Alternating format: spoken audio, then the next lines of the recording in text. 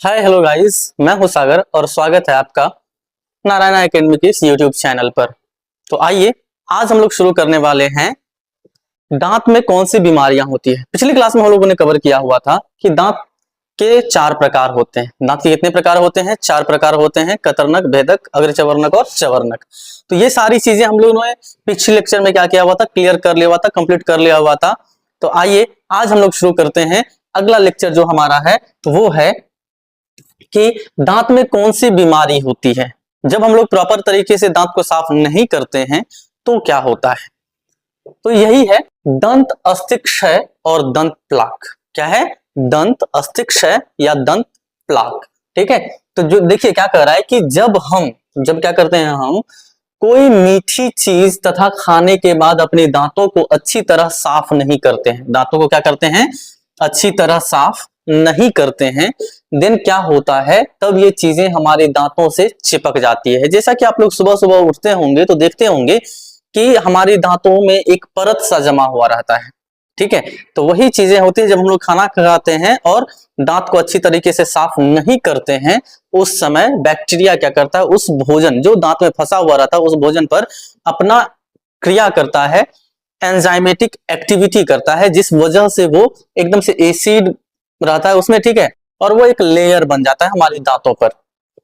इनमें स्थित शक्कर पर बैक्टीरिया रासायनिक क्रिया कर अम्ल बनाते हैं। तो रासायनिक क्रिया कर क्या करते हैं, अम्ल बनाते हैं, और यह अम्ल दांत की बाहरी कड़ी परत पर क्रिया करके उसे क्या करती है, नरम बना देती है। ठीक है, उसे क्या करता है, नरम बना देता है। तो जब हम लोग दांत साफ नहीं करेंगे ना, आप लोग दांत साफ करते हैं कि नहीं करते हैं? अगर करते हैं तो ठीक है, नहीं करते हैं तो आज से करना शुरू कर दीजिए, नहीं तो फिर दांत का जो लाइफ टाइम मतलब लाइफ लाइन है वो खत्म हो जाएगा धीरे धीरे।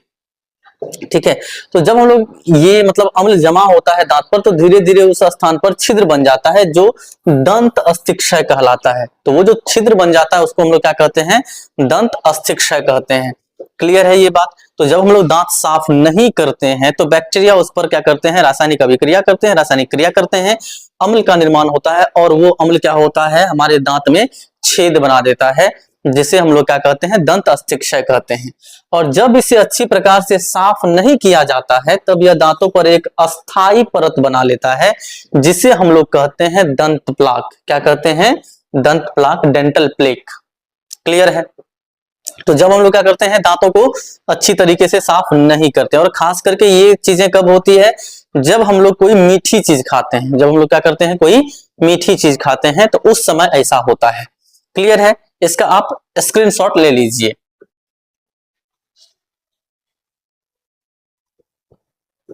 इधर हो जाता हूं मैं।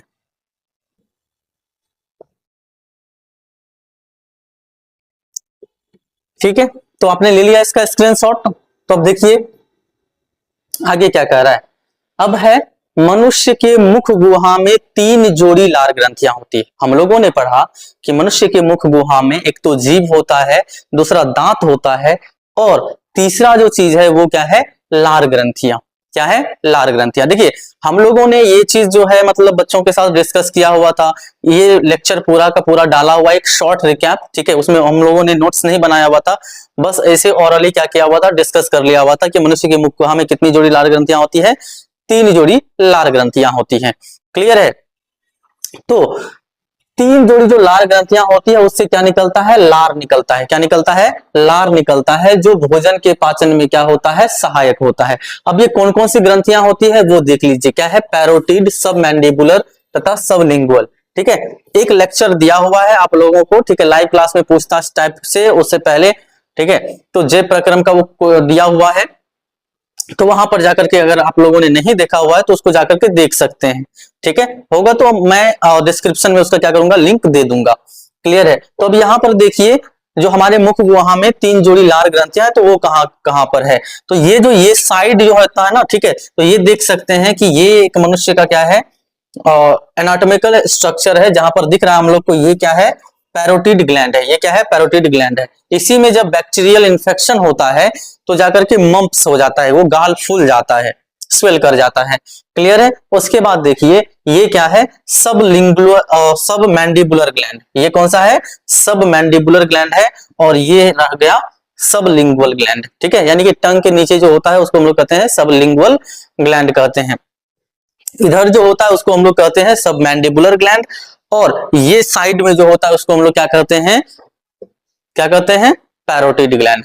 क्लियर है, समझ में आई बात। तो हमारे मुख गुहा में कितनी जोड़ी लार ग्रंथियां होती है, 3 जोड़ी लार ग्रंथियां होती हैं।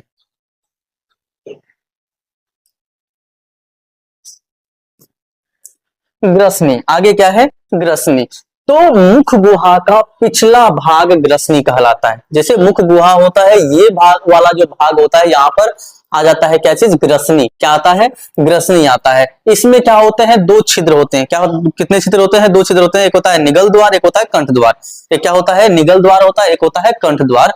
निगल द्वार जो आहार नाल के अगले भाग ग्रासनली में खुलता है। निगल द्वार कहाँ खुलता है, तो ये वाला जो इधर वाला जो पार्ट होता है, 2 पाइप होता है, एक अगला वाला एक पिछले वाला, ठीक है। अगले वाले को कहते हैं हम लोग ग्रास नली और पिछले वाले को कहते हैं श्वास नली। ग्रास नली में खुलता है कौन चीज, निगल द्वार, जिससे होकर के भोजन जाता है, ठीक है। तो कंठ, अब देखिए यहाँ पर क्या कर रहा है कि कंठ द्वार के आगे एक पट्टी जैसी रचना होती है जो एपिग्लॉटिस कहलाता है।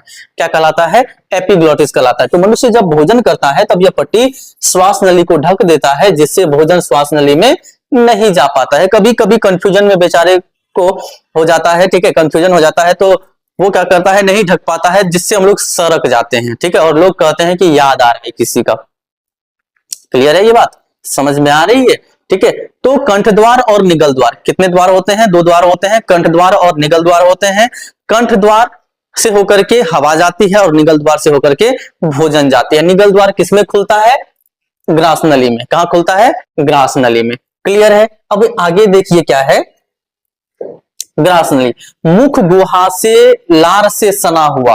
तो जैसे ही मुख गुहा में सलाइवा निकलता है, लार निकलता है, भोजन सॉफ्ट हो जाता है, और वो जो सना हुआ, लार से सना हुआ जो भोजन होता है, निगल द्वार के द्वारा कहां जाता है, ग्रास नली में पहुंचता है। कहां पहुंचता है, ग्रास नली में पहुंचता है। और ग्रास नली में पहुंचने के बाद भोजन के पहुंचते ही ग्रास नली की दीवार में तरंग की तरह सिकुड़न और फैलाव होता है। क्या होता है, सिकुड़न और फैलाव होता है, जिसे हम लोग कहते हैं क्रमांकुंचन। क्या कहते हैं, क्रमांकुंचन कहते हैं। इसी के कारण भोजन धीरे धीरे खिसक कर ग्रास नली से अमाशय में पहुंचता है, ठीक है। कहां पहुंचता है, अमाशय में पहुंचता है। क्लियर है ये बात। और अमाशय में पहुंचने के बाद वहां पर भोजन का क्या होता है, आंशिक पाचन होता है। क्लियर है। तो आगे देखिए क्या है, अमाशय से क्या होता है, यह एक चौड़ी थैली जैसी रचना है जो उदर गुहा के बाईं ओर से शुरू होकर के, किधर से, बाईं ओर से शुरू होकर के अनुप्रस्थ दिशा की ओर क्या होती है, फैली होती है। क्लियर है ये बात, ठीक है। तो किधर होता है, ये बाईं ओर से शुरू होकर के ये उदर गुहा के किधर की तरफ, अनुप्रस्थ दिशा की ओर बढ़ी हुई रहती है, ठीक है, फैली हुई रहती है। अमाशय का जो अग्र भाग होता है उसको हम लोग कहते हैं कार्डियक, मध्य भाग को कहते हैं फंडिक, एंड पिछला भाग जो होता है उसको हम लोग क्या कहते हैं, पिछला या निचला बोल रहे हैं, ठीक है, उसको कहते हैं हम लोग पाइलोरिक कहते हैं, ठीक है। तो यहाँ पर आप लोग को दिख रहा होगा ये वाला जो भाग है उसको हम लोग कहते हैं कार्डियक, बीच वाला जो भाग होता है बॉडी, इसको हम लोग कहते हैं फंडस ही होता है, फंडिक बोलते हैं, बॉडी भी बोलते हैं इसको, ठीक है। उसके बाद क्या होता है, ये पाइलोरिक होता है, ठीक है। तो अमाशय के कितने भाग होते हैं, 3 भाग होते हैं, कार्डियक, फंडिक एंड पाइलोरिक। कौन कौन सा होता है, cardiac, fundic and pyloric. Clear है। अब देखिए, अमाशय की भीतरी दीवार पर अंदर की ओर स्तंभाकार एपिथेलियम कोशिकाओं का क्या होता है, अस्तर धसा रहता है, जिसे हम लोग कहते हैं जठर ग्रंथि। क्या कहते हैं, जठर ग्रंथि कहते हैं। तो इन्हीं धसे भागों की कोशिकाएं अमाशय ग्रंथि या जठर ग्रंथि का क्या करती है, निर्माण करती है। ये क्या करती है, जठर ग्रंथि का निर्माण करती है। क्लियर है, बात समझ में आई एकदम से। अगर समझ में आ रही है तो एकदम से लाइक करते जाएं, दोस्तों के साथ शेयर भी करते जाएं, ताकि उन लोगों को भी वैल्यू मिले इन सारी चीजों से, ठीक है। अब क्या है, जठर ग्रंथियों की कोशिकाएं 3 प्रकार की होती हैं। कितनी प्रकार की होती हैं, 3 प्रकार की होती हैं। अब देखिए कौन कौन सी होती है, श्लेष्मा या म्यूकस कोशिकाएं, भित्तीय या अम्लजन कोशिकाएं, और मुख्य या जैमोजिन कोशिकाएं, ठीक है। नंबरिंग यहाँ पर छूट गया, 2 नंबर और 3 नंबर, ठीक है। तो कितनी कोशिकाएं होती है जठर ग्रंथियों में, 3 प्रकार की कोशिकाएं होती है। कौन कौन सी कोशिकाएं होती है, श्लेष्मा या म्यूकस कोशिकाएं, भित्तीय या अम्लजन कोशिकाएं, मुख्य या जैमोजिन कोशिकाएं, ठीक है। इन तीनों प्रकार की कोशिकाओं के स्राव का सम्मिलित रूप जो होता है उसको हम लोग कहते हैं जठर रस। क्या कहते हैं, जठर रस कहते हैं। और जठर रस में 3 प्रकार की क्या होती है, रस होती है। कितने प्रकार की रस होती है, 3 प्रकार की रस होती है, HCl, म्यूकस एंड पेप्सिनोजेन। क्या क्या होता है? HCl, mucus and pepsinogen. ठीक है, तो यहाँ पर देखिए अब क्या कह रहा है कि इन तीनों प्रकार की कोशिकाओं के स्राव को हम लोग सम्मिलित रूप से क्या कहते हैं? जठर रस कहते हैं। क्या कहते हैं? जठर रस कहते हैं। और जठर रस में हाइड्रोक्लोरिक अम्ल, म्यूकस या श्लेष्मा तथा निष्क्रिय पेप्सिनोजेन होता है। जठर रस में क्या क्या होता है? एक तो HCl होता है, दूसरा म्यूकस होता है और तीसरा निष्क्रिय पेप्सिनोजेन होता है या पेप्सिनोजेन होता है। निष्क्रिय इसलिए हम लोग कहते हैं कि वो सक्रिय नहीं होता है। ठीक है, तो पेप्सिनोजेन होता है। ठीक है, निष्क्रिय रूप होता है ये। अब देखिए HCl का कार्य क्या क्या है? HCl क्या करता है? निष्क्रिय पेप्सिनोजेन को सक्रिय पेप्सिन नामक एंजाइम में क्या करता है? बदल देता है। और हाइड्रोक्लोरिक अम्ल भोजन के साथ आने वाले बैक्टीरिया को क्या करता है? नष्ट कर देता है। ये क्या करता है? आने वाले बैक्टीरिया को नष्ट कर देता है। क्लियर है? बातें समझ में आ रही हैं? ठीक है, तो चलिए आगे बढ़ते हैं हम लोग। आगे क्या है? अब क्या है? म्यूकस है। HCl का कार्य तो हमें समझ में आया कि HCl क्या करता है? निष्क्रिय पेप्सिनोजेन को पेप्सिन नामक जो एंजाइम होता है उसमें बदल देता है। दूसरा क्या करता है? ये भोजन के साथ आने वाले बैक्टीरिया को मारता है। क्लियर है HCl का कार्य?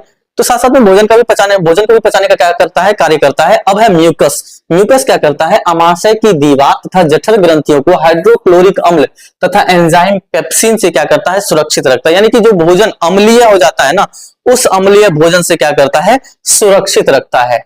पेप्सिन क्या करता है? भोजन के प्रोटीन पर कार्य कर उसे पेप्टोन में बदल देता है। और पेप्सिन क्या करता है? भोजन के प्रोटीन को उसको पेप्टोन में बदल देता है। किसमें बदल देता है?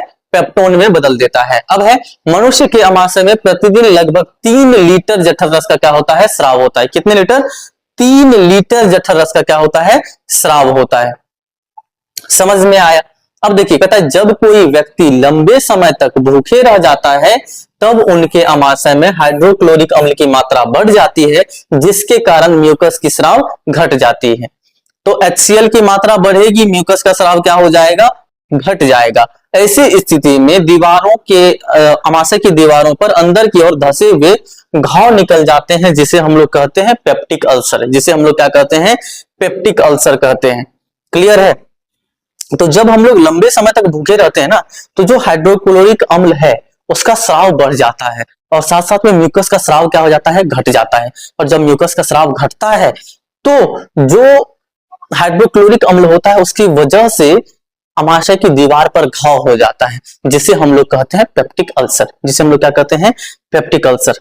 समझ में आ रही है बात? एकदम से क्लियर है? हाँ। अब देखिए कहता है अमाशय में भोजन के वसा का आंशिक पाचन एंजाइम गैस्ट्रिक लाइपेज के द्वारा होता है। किसके द्वारा होता है? एंजाइम गैस्ट्रिक लाइपेज के द्वारा होता है। गैस्ट्रिक लाइपेज वसा को वसा अम्ल तथा ग्लिसरॉल में बदल देता है। अब देखिए और क्या कह रहा है कि अमाशय में अब भोजन का स्वरूप गाढ़े लेई की तरह हो जाता है, जिसे हम लोग कहते हैं काइम। जिसे हम लोग क्या कहते हैं? काइम कहते हैं। क्लियर है? बात समझ में आ रही है? अब है काइम अमाशय के पाइलोरिक छिद्र द्वारा छोटी आंत में पहुंचता है। कहां पहुंचता है? पाइलोरिक छिद्र द्वारा छोटी आंत में पहुंचता है। यहां पर आप लोग देख सकते हैं कि ये अंदरूनी भाग है स्टमक का। कौन सा भाग है? अंदरूनी भाग है, जिसमें अलग अलग लेयर होते हैं। कितने प्रकार की कोशिकाएं होती है जठर में? श्लेष्मा या म्यूकस कोशिकाएं, भित्तीय या अम्लजन कोशिकाएं और मुख्य या जैमोजिन कोशिकाएं। क्लियर है? तो ये 3 प्रकार की क्या होती है? कोशिकाएं होती हैं। और अमाशय में क्या होता है? भोजन का आंशिक रूप से पाचन होता है। अमाशय में क्या होता है? भोजन का आंशिक रूप से पाचन होता है। अभी आगे देखिए क्या है? छोटी आंत। कौन सी आंत है? छोटी आंत। अब है छोटी आंत आहार नाल का सबसे लंबा भाग होता है।